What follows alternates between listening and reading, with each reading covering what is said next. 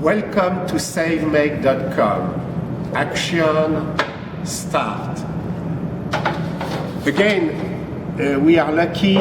We have Kameron and Ryan, and they are going to speak today more in detail about a topic that they master very well, which is controlling the food cost. And you know it's one of my pet topics. I have quite a few videos, one about the size of the container in the fridge. I think that the philosophy that they have is the same, but they do it in a different manner. So without further ado, Ryan and Kameron, go ahead, explain. So the concept we want to talk about is meal prepping. So that's something extremely important to us, and she's a gym owner, so we have to meal prep, both for health reasons, but also for cost. It's substantially cheaper. So we're just going to walk you through our meal prep process. It's extremely simple and extremely cost effective. So what we try to do is break every meal down into a third vegetables, a third protein, and a third carbs.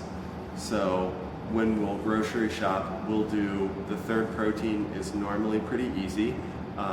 We normally do about half chicken and half steak, but we've also done tofu or something like that, and it all goes in the oven. So we just frisbee all the chicken breasts into a big pan, throw it in the oven. The same with the steaks. Buy yourself a meat thermometer. It'll keep you from overcooking your steaks. No one wants to overcook a steak, so heat them to about like 110 degrees. And then we'll do a third vegetables, so we'll get like 3 different veggie mixes, and then a third carbs. So anything from udon, you can get those like pre-made udon packets. We'll do rice. Most of what we do is probably beans. Yes, pinto beans, kidney beans. It's a really great source of protein as well. The brand we love is called Siete. I think I'm pronouncing that right. Beans. And then what we'll do is then we get like 6 sauces. So we'll just randomly mix and match the different proteins, the different carbs, and the different vegetables. So if you do 3 proteins or 2 proteins, 3 different carbs, and then 3 vegetables, when you mix and match, you can have probably 50 different meal types, especially with the different sauces as well. And then the big thing is just it needs to be simple and easy. If it's hard, you'll never do it. So I'm doing all the talking, but she really does most of the work, and it only takes us about an hour and a half to do about 40 to 50 meals. Yes, and one of the main advantages is time. It is a huge time saver.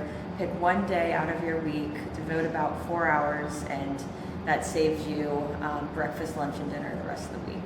So. And get a big deep freezer or a little deep freezer, and just get those glass Tupperware containers and just freeze them all.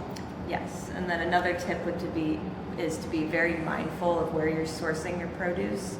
So Kameron and I actually did a challenge not too long ago of try not to eat anything processed. Little did we know how difficult that would be. Just going through the grocery store and checking the ingredients lists, looking for seed oils or any other processed ingredient, it really ruled out a lot of the produce. Luckily for us, we both garden, so that really helped. We also live on a farm, so we had the farm fresh eggs available as well. So that definitely gave us a leg up on that challenge. But I would say for a beginner that's just starting off, just get a big bag of frozen vegetables. That'll be your easiest way to do it. Yes, a medley. So, and you mentioned to me that you have like a purchasing sheet that you use. So what we do is we just do a Walmart grocery order. Okay. So I'm in charge of ordering. She tells me what she wants.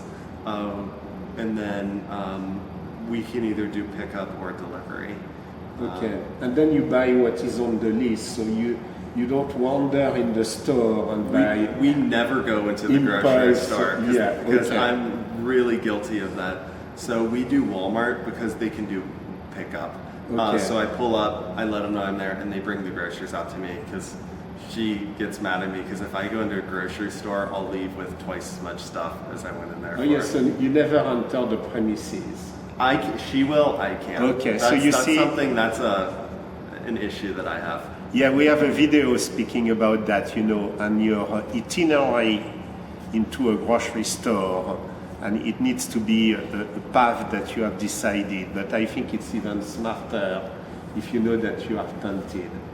I want to say one thing about the process. I am actually on a diet. Perhaps you don't see it very well because I have a little bit of weight, but without that diet, it would be worse. Processed food goes through all the tissues of your body and stay in your body.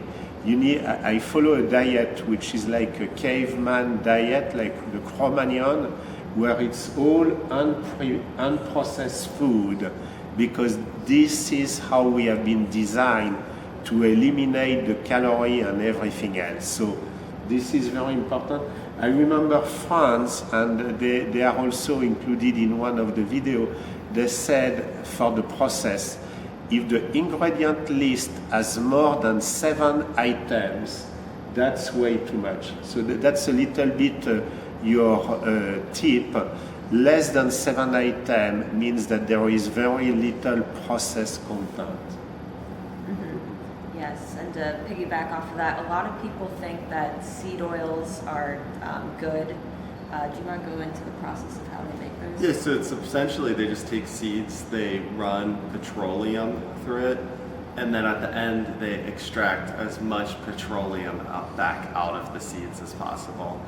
So they're extremely synthetic and extremely unhealthy. Okay. So you see this container, I think you mentioned you have 50 containers because you do long batches. Mm-hmm. But people who could do smaller batches, I think you just need to get started.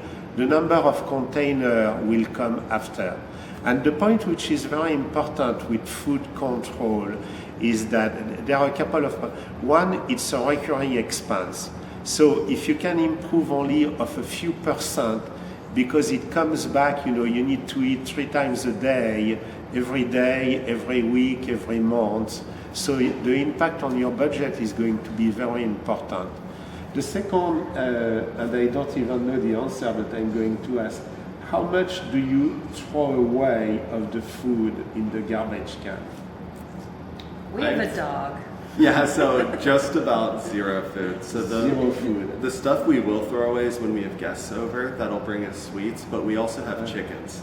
So like for birthday, for example, we'll both eat a small piece of cake, our guests will eat some, but normally people bring this giant cake over that's 2 feet by 3 feet that could feed an army for just 10 people. So we'll eat a quarter of the cake, but our chickens eat everything. So so we never throw food away.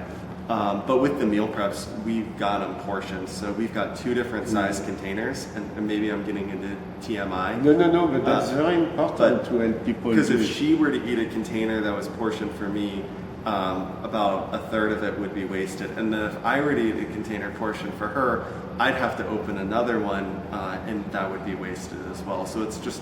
You have the right size for each of you. Yes. And I have another video with the trash or wasted food, where I suggest, because this is how we do that in restaurant, that you write down what you are trashing or wasting.